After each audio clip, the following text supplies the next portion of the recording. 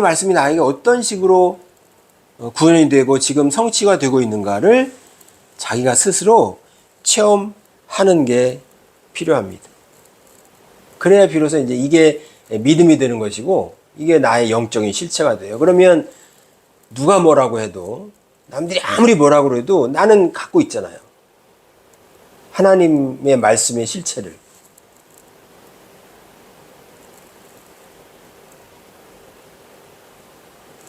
그러면 사도들이 예수님의 가르침을 전파할 수 있었던 것처럼 우리도 하나님의 말씀을 전할 수 있는 능력을 성령으로부터 받을 수 있게 됩니다. 교회는 사도들의 가르침이 있어야 되고 우리 또한 하나님의 말씀이 우리에게 실현되는 그런 놀라운 경험이 있어야 됩니다.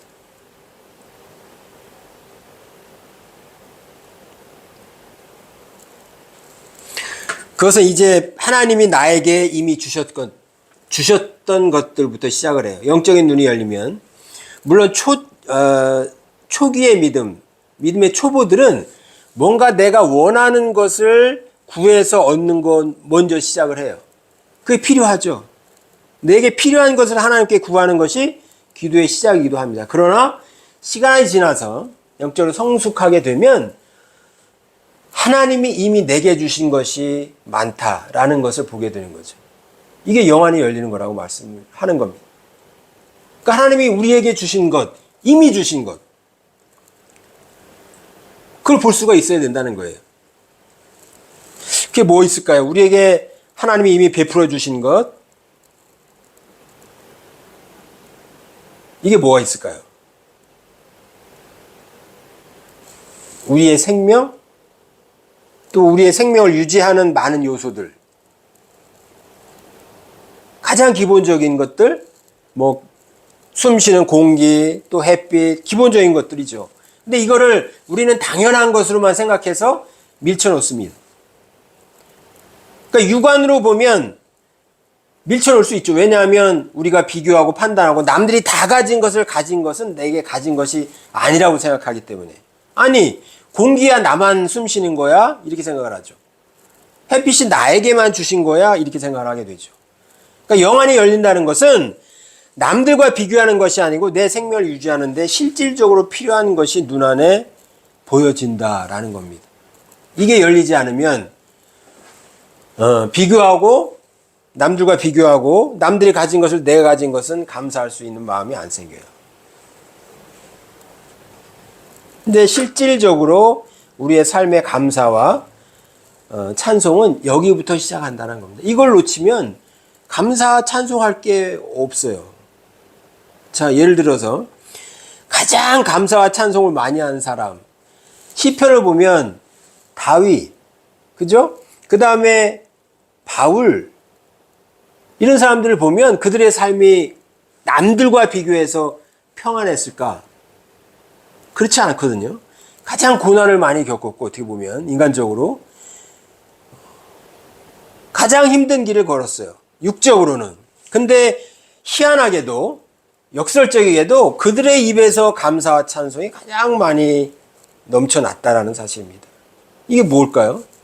그러니까 영안이 열려 있을 때 하나님과의 관계가 잘 회복되고 연결이 되어 있을 때 그때 비로소 감사와 찬송이 넘쳐난다는 거죠. 그러니까 우리가 이제 영안이 열려지지 않고 내게 주어진 것, 하나님께서 내게 주신 것을 바라보는 눈이 닫혀 있으면 하나님께 감사할 게 그렇게 많지 않아요. 비교하기 때문에. 남들과 비교해서 내가 행복하고 기쁘고 감사할 일이 그렇게 많지 않거든요. 왜냐하면 늘 나보다 나은 사람과 비교해요. 그럼 나는 늘 결핍되고 부족하고 축복이 아니라 저주가 받은 인생이 되기가 쉽습니다.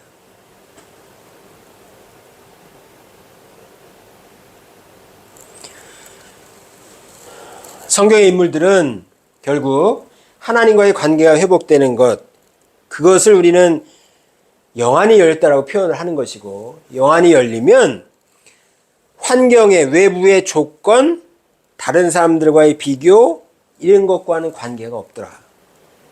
그냥 하나님과 1대1, 이걸 절대라고 그러는 거예요.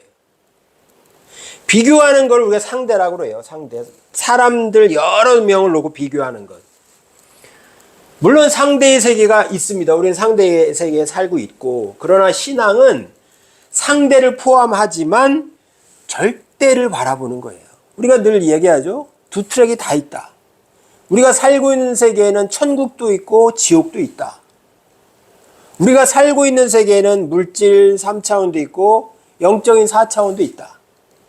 또 우리가 살고 있는 세계에는 남들을 두리번거리며 비교하는 상대의 세계도 있고, 그것은 아무것도 안 보이기는 오직 하나님만 보이는 절대의 세계가 있다.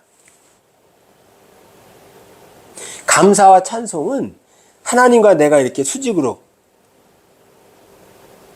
하나님을 바라볼 때 누릴 수 있는 우리의 특권입니다. 특권. 근데 이걸 딱 눈을 들여서 옆을 돌아보면 하나님이 어디 가셨어요? 옆으로만 보는 거죠. 그러면 비교해야 되잖아요. 저 사람은 나보다 건강하고, 저 사람은 나보다 돈이 많고, 저 사람은 나보다 놀고 먹는 데 더 잘 살고, 뭐 이렇게. 저 사람은 돈 많은 집에 태어났고, 저 사람은 나는 돈 없는 집에 태어나고, 이렇게 보는 거예요. 이게 상대의 세계의 눈. 절대의 세계의 눈은 그냥 그건 안 보여요. 하나님과 나만 보여. 내가 숨 쉴 수 있는 게 하나님의 은혜고, 내가 이렇게 하루하루 살아갈 수 있는 것도 하나님의 은혜고, 비교하지 않아요. 이게 믿음입니다. 이게 믿음. 이게 영 안에 열렸다라는 거예요. 육적인 것은 옆을 보지만 영적인 눈이 열려야 하나님을 바라볼 수 있어요. 거기부터 시작을 하는 거죠. 이 옆으로 돌려보는 세상을 떠나서 살라는 얘기가 아니고, 바로 뒤에 나오지 않습니까? 서로 교제하며가 서로 교제하며. 서로 교제하는 거는 함께 옆으로 사람들과, 여기서야 당연히 믿음의 사람들이죠. 교제해야 됩니다. 거기서 희노애락을 함께 또 나눌 수 있어요. 그리고 우리의 어떤 신앙의 모습들도 하나님과의 관계에서 본질적인, 내가 하나님의 아들됨으로 정체성이 형성되지만 또한 교제함으로 그게 풍성해져요. 그래서 함께 배우죠. 그들의 어떤 그 신앙의 모습을 보고 서로 이제 나누게 됩니다. 어떤 때는 자극도 받아요. 아, 하나님이 저 사람을 저렇게 해주셨으면 나에게도 해주실 거야. 도전을 받는 거죠. 좀 더 힘을 내자. 좀 더 힘을 내자. 기도하고 말씀 보고 노력하자. 이렇게 이제 자극을 받고 동기부여가 되는 것입니다. 그런가 하면 어려움을 당하면 아픔을 공감하고 또 위로하고 서로가 서로에게 지지를 보내고, 이게 교제하는 삶입니다. 그러니까 신앙생활이 그러한 우리의 삶의 현장을 떠나지 않습니다. 그 안에서 함께 성장하고 성숙해 가는 거죠. 그걸 교회라고 합니다. 그냥 어디 수도원에 가서 산속에 가서 하나님만 쳐다보고 사는 게 아니고, 그런 하나님과의 절대적인 관계를 갖는 동시에 주변의 형제 자매들과 교제하면서 삶을 나누어 갑니다. 이게 교회의 모습이에요. 사도의 가르침을 받고 서로 교제하고, 아까 말씀드렸지만 떡을 떼는 것은 이게 가장 인간 존재의 빈 구멍, 무엇으로도 메꿀 수 없는 그 구멍을 메꿔주는 가장 큰 영적인 진리인 거죠. 예수 그리스도의 죽으심과 부활과 승천, 그것이 나의 삶에도 동일하게 역사할 것이다 라는 믿음. 이게 바울이 우리에게 주는 엄청난 믿음으로 말미암는 구원인 거죠. 그래서 우리가 늘 기억하는 겁니다. 십자가, 죽음, 부활, 승천. 그것은 나에게도 동일하게 이루어질 사건입니다. 서로 교제하며 떡을 떼며 기도하기를 전혀 힘쓰니라. 이렇게 말씀과 하나 되기를 구합니다. 믿음으로 하나님께서 이루신 일들이 내게도 이루어지기를 간절히 구하는 거죠. 예수님께서 우리에게 가르쳐 주신 기도 있지 않습니까? 하늘에서 뜻이 이룬 것 같이 땅에서도 이루어지이다. 절대적인 하나님과의 관계 속에서 이루어지는 그 세계가 옆으로 서로 교제하며 함께 나아간 형제 자매들 삶의 현장 속에서도 동일하게 이루어지길 구하는 거죠. 왜? 아직도 우리가 살고 있는 현실의 삶은 어려운 게 많으니까. 그에 낙심하지 않고 하나님의 뜻이 우리에게 그대로 이루어지기를 위해 기도하는 겁니다. 병 낫기를 기도하고, 고난에 빠진 자를 위해 기도하고, 시험을 겪는 자를 위해 기도하고, 그러면서 하나님의 마음이 어떤지, 하나님의 긍휼하심이 어떤지, 하나님의 사랑이 어떤 것인지를 느끼는 거예요. 우리 안에서도 동일하게. 그러니까 하나님이 나를 향한 그 마음을 옆에 지체들을 통해서, 형제들을 통해서 함께 느끼는 겁니다. 이것이 우리의 기도가 되는 거죠. 함께 어려움을 당하면 함께 기도해주고. 그래서 보이는 현실 이 속에, 고난으로 가득 찬 이 삶의 현장 속에 하나님 나라의 영광이 함께 하시기를. 절대 세계와 상대 세계, 영적인 세계와 물질적인 세계가 하나 되기를. 이게 주님이 우리에게 가르쳐 주신 기도인 거죠. 하나님의 뜻이 하늘에서 이룬 것처럼 땅에서도 이루어져 가는 과정. 이게 교회 공동체예요. 교회 공동체. 그래서 교회 공동체는 하나님 안에서 완성이 되어 있지만, 믿음 안에서 완성이 되어 있지만, 삶의 현장 속에서는 그 완성을 향해서 나아가는 겁니다. 소망 가운데.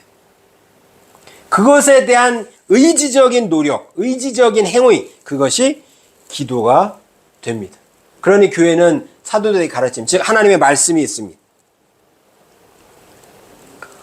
하나님의 말씀은 절대적이에요. 그리고 사람들의 공동체, 서로 교제하는 공동체가 있습니다. 이건 현실에서 우리가 경험하는 희노애락입니다. 쉽게 말하면 마음이죠, 마음. 감정.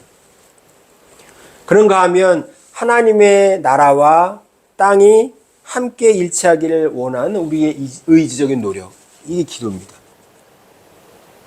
그 모든 것을 뒷받침하는, 즉 그 모든 것을 가능케 하는 기초, 기반, 성만찬, 예수 그리스도의 죽으심과 부활과 승천입니다. 이것이 우리 안에 돌아가는 거죠. 이게 교회입니다.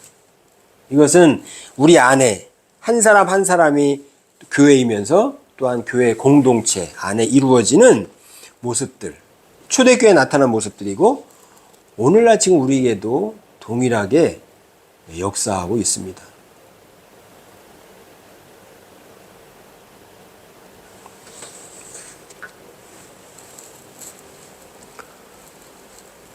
그래서 이 중에 한 요소라도 빠지면 교회가 안 돼요. 한 요소라도. 하나님의 말씀은 잘 아는데 공동체가 없다. 공동체는 있는데, 사람들은 많이 모이는데 하나님의 말씀이 없다.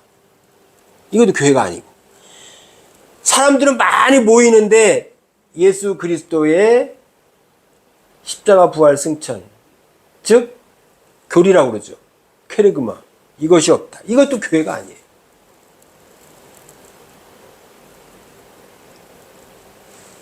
그리고 하나님의 나라와 땅의 하나, 일치를 위해서, 하나님 나라가 이 땅에 이루어지를 위해서 애쓰는 기도가 없다. 이거는 하나님의 뜻이 이 땅에 이루어지기를 원하는 모든 행위를 이야기합니다. 기도와 더불어 모든. 그것도 교회가 아닌 거죠. 우리가 교회를 살펴볼 때 있어야 할 구성 요소에 있는 겁니다. 장작이 활활 불타오르려면 뭐가 있어야 돼요? 장작이 있어야 되죠? 산소가 있어야 되죠? 그 다음에 성냥개비, 라이터, 뭐 이그나이트, 불 붙이는 게 있어야 되잖아요. 이것 중에 하나가 없으면 장작에 불이 안 땡겨져요. 교회는 이렇게 말씀과 기도와 공동체와 캐리그마, 교리, 성만찬의 교리가 있어야 합니다. 이게 교회의 온전한 모습이에요. 온전한 모습. 저와 여러분의 신앙도 하나님과의 절대적인 관계, 그리고 주변 공동체 안에서의 서로 교제, 그 교제를 통해서 우리는 우리 안에 정서적인 경험과 감각적인 경험을 함께 나누는 것이고요. 또 절대적인 하나님의 캐리그마, 그리고 그것을 이루고자 하는 우리들의 응답, 이것이 기도고 우리들의 애씀입니다. 그런 아름다운 교회의 모습을 다 갖추는 세길교회와 저와 여러분이 되시기를 주님의 이름으로 축복합니다.